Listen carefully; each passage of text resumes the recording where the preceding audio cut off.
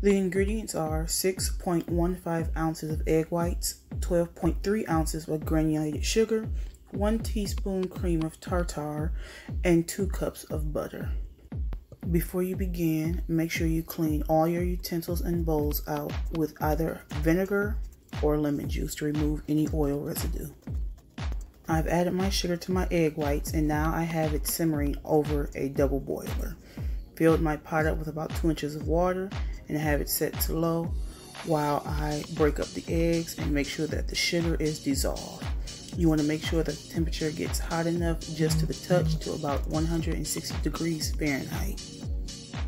Continue to stir vigorously until the sugar is completely dissolved. You need to make sure the temperature ranges to about 160 degrees Fahrenheit to completely dissolve the sugar. And to test that, simply run your finger in the mix, and if you feel anything grainy, the sugar is still there and needs to be stirred a bit longer. And if it's not, then we can move on to the next step by allowing it to cool down. I put my mixture into the freezer for about 10 minutes. After I was satisfied that all the sugar had been dissolved and I took my mixture out of the freezer after about 10 minutes, I put it on the highest speed to mix and to begin whipping it up.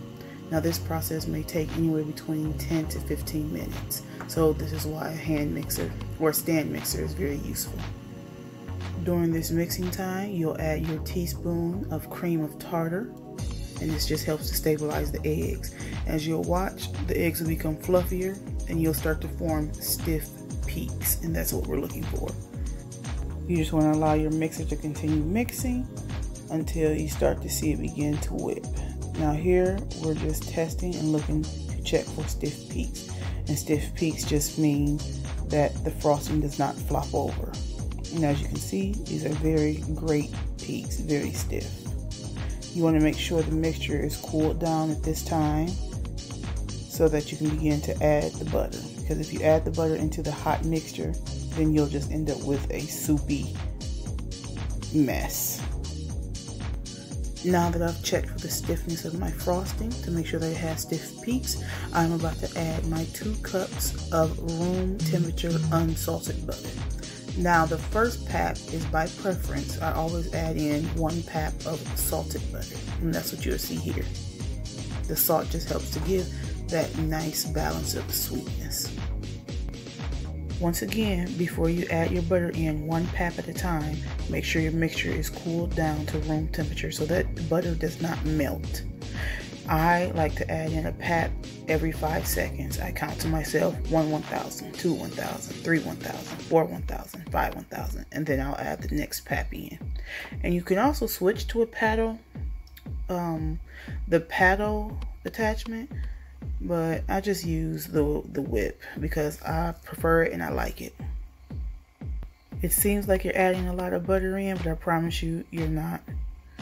The butter, it just really gives it a silky, smooth, just nice buttery taste, and it helps to actually stiffen up the frosting.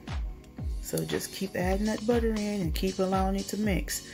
Now I do have it on about a medium setting, which is about 4 and 5, between 4 and 6, while I'm adding my butter in. And along the end, I'll speed it back up to about 8 or 10. At this point, you'll probably begin to notice that your frosting is beginning to curdle, and that's perfectly normal. This is just one of the stages that it goes through. And just leave the machine on and allow it to continue to mix and whip the butter in. And we'll eventually all come together and mix into a smooth, beautiful frosting.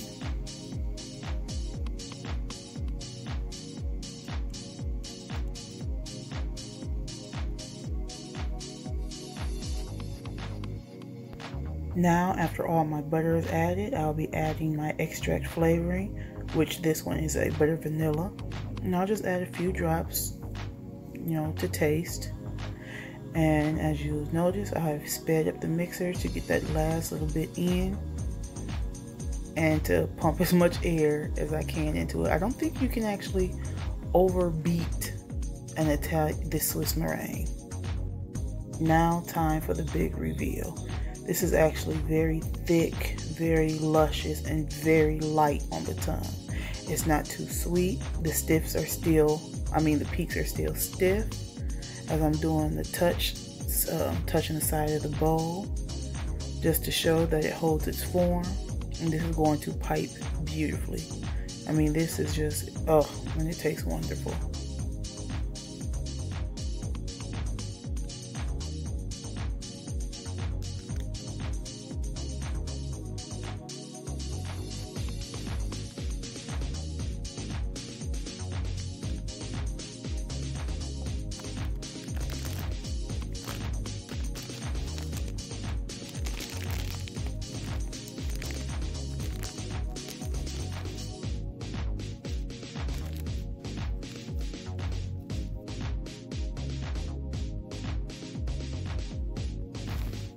Here I'm just taking a butter pecan cupcake and just simply icing it with the Swiss Meringue Buttercream that I just made.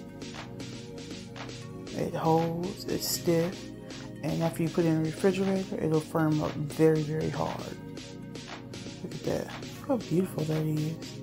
Here I just tried a different technique, just dollops all over the cupcake, just to try something different. And all that buttery goodness.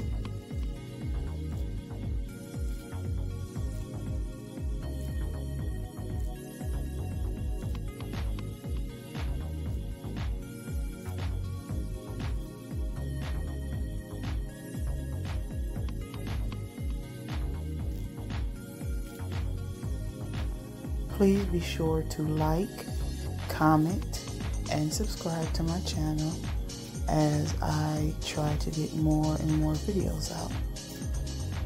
Thank you. Here I'm just showing those same butter pecan cupcakes with a salted caramel drizzle on the top. And just look, it holds its shape, it's beautiful, it's stiff, and it's absolutely delicious. Comment, like, subscribe. Thanks.